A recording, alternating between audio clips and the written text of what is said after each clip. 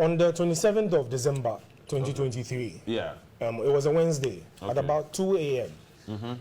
Parliament passed 5 new tax bills. 27th December 2023. 2023. Time I'm very busy and focused on Singathon, Nii Cookathon. No? Yes. Government or Parliament was in Parliament. So we passed 5 new tax bills. 2 of them are very significant in there. Back on here, VAT has been reviewed upwards. Onua introduced a new tax called emissions tax, and that would affect every user of petrol and diesel engines. Yeah. It is all moto who you see abobo ya ne sanyamano. Because of that emissions tax, I'm gonna say because who releases smoke out of your engines, you have to pay an emissions tax. Now, JB, these 2 taxes are going to affect every single thing I hear Ghana. Because once VAT it affects everything. Your utility bills, everything is touched by VAT. Yeah, sure. Another thing that will be touched by VAT is your petroleum products, diesel, petrol, Nissan. Yes. But apart from VAT, they've introduced the emissions tax, which will affect petrol and diesel and all those fuels. Pollution tax. No, so this was emissions tax which has been introduced. 5 new taxes. So, but you're going to pay more, that's what I'm saying. Yeah, sure. No matter what the tag has been put on it, you're going to pay substantially more than we used to pay. I see. And I'm saying many Ghanaians till date do not even know say BB Sark or so. Oh, yeah. Because during that time, now a man for a chill, it's people up to now in the new year, and then 9th January. Yeah, sure. People still don't even know, say, you're passing 5 new taxes. At that same parliament sitting, Onua approved 290 billion Ghana cedis. So that's government expenditure, that's appropriation bill, was also passed. I see. And they've given them not 5 or 10 billion, we're talking about over 200 billion Ghana cedis have been given or approved for government to spend. Now, Jeremy, mind you, sir, your current national debt stock is unbearable. You signed over 200 billion account for them to spend. And how many Ghanaians know about these things? And see, who can say, now you're chilling during the December. Yeah. Jeremy, I couldn't chill, I could not have fun. Because all of these issues were pressing and dependent. How do I even go out and say, I couldn't get these things out of my head. And I'm saying, I watched the energy Ghanaians did chilly the December. No, I wish we could focus on political matters the same way. Ghana will be free. Ghana will be free. Yeah. But see, let's come to other issues. And see, all of these things are pending. On the 7th of January, just on Sunday. Yeah. You say a year program be for Independence Square, the convention, right? And then there were supposed to be 4 main speakers who were attending. Julius Malema, who is from the EFF in South Africa. Yeah. That's similar to the organization that we have in Ghana, the EFL. There was Professor P.L. Lumumba, who is from Kenya. We had Dr. Arikana Chiombori, who is from Zimbabwe. Yeah. And then we had Peter Obi coming from Nigeria.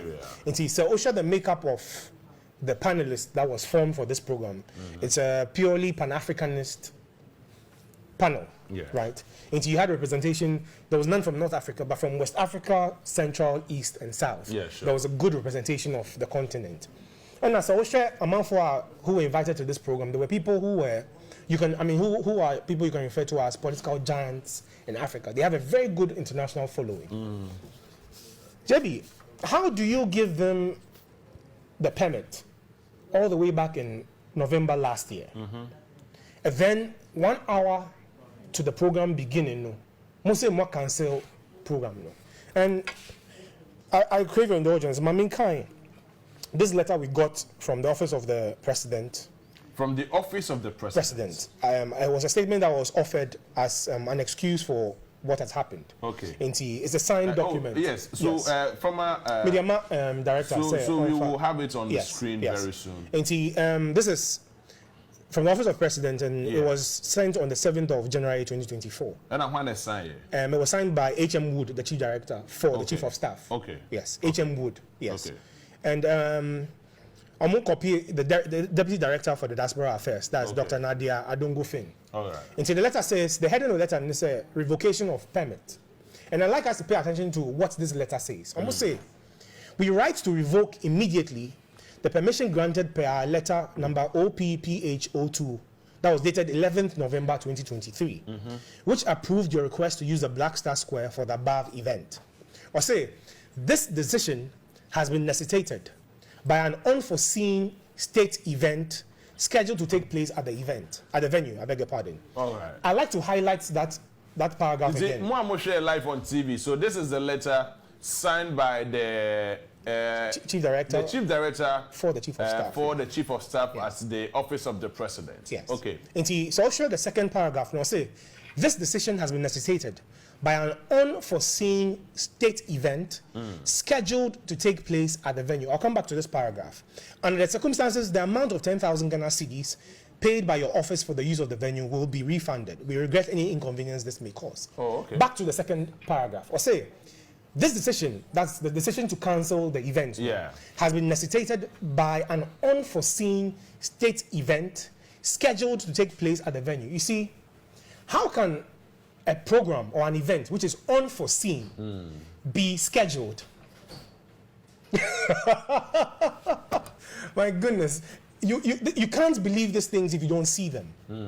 So nobody can make this up. I must say they canceled the program because of an unforeseen state event which has been scheduled. Unforeseen, let's say you had no idea about it. It was into a program nimuna obode aban de na wono ahhehye de ato ho no. But I must say they are aban ahhehye no unforeseen. Okay. You get what I'm saying? Yes. It's almost say they are cancelling the event for an unforeseen state event which has been scheduled.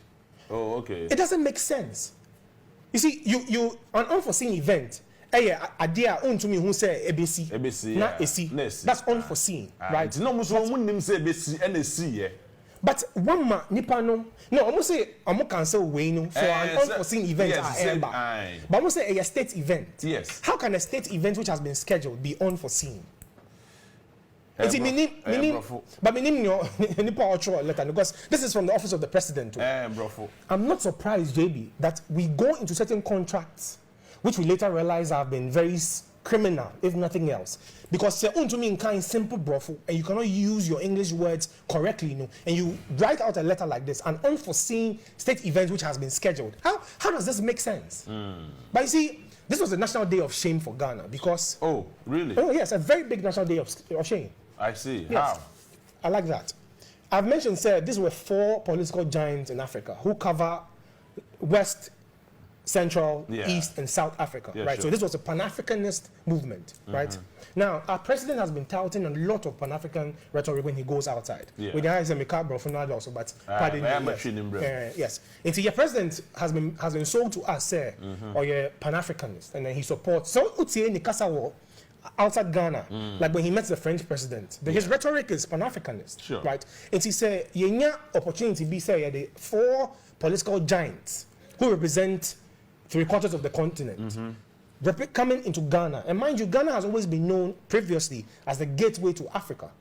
And for such an event to be organized here, what was the event? The convention. Yes. So it was for a particular agenda. No, but hold on. Whatever agenda it was, I am saying you have 4 political giants, right, meeting together to have a conversation. Whatever that agenda was, I'm saying there's a representation of 3/4 of the continent. No, Metiasio. Yes. But you say yes. Yet set is so for a particular discussion. I wish you let me make my point. Maybe make you point. Right. Me Wuni and Ivan. Yet Yetiano say ye do uncomo. I'm a Ghana for right. But the share behind the scene as a Yetihonomoa is a different agenda. So we might be sitting here today, na ye cancel as some year Canada for the interest of ye for the for.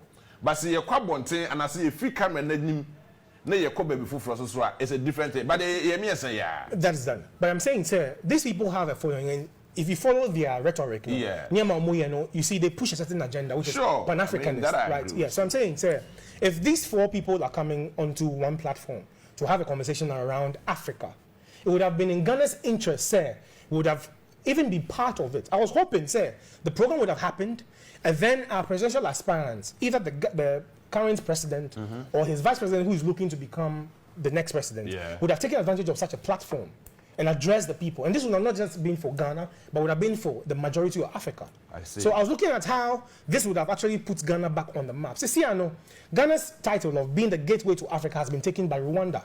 Rwanda is now claiming to be the gateway to Africa, and nobody can take it from them because they are proving, say, they are the gateway to Africa. But say program number and their agenda is different from say you remember lecture or you remember them to as Pan-Africanists. You become your woman as a No, but we didn't know. So I'm saying the people who were coming are known for that rhetoric. So share on speeches on mama everywhere. That is the agenda they've been pushing. Yeah. Dr. Arikana Chiombori has been talking about Africa and our problems. Yes. Lumumba has been doing saying. Malema has been known for saying. So I'm saying, irrespective of what the agenda might have been, these are people who are known for pushing the Pan-Africanist agenda. But so, who would have acted? Say Abano Bekasibia. Event na koso wi ansa na yetu ho anamo. No, but and I say so if Abain is going to cancel anything, you had since Abain na nemma musa approval say and before you approve of something, you should screen it and see say what are you going to do with the venue? What is the program going to be like? Obey will scrutiny before you issue the permit. Yes. And see if they didn't do that, that is even an indictment on the government as well. Because you don't just grant permits to people to come and do anything at all. No, you should scrutinize and see what they are going to do, the agenda of the program, if it's going to be beneficial to the people. And then you either decide to give the permit or revoke it.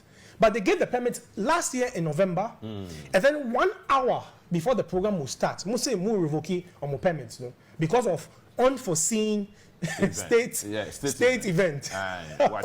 My goodness. But you see, so no, it's a national day of shame because the way and means the whole thing was done shows that Ghana really is not a democratic nation. We only speak about democracy, but we don't practice democracy.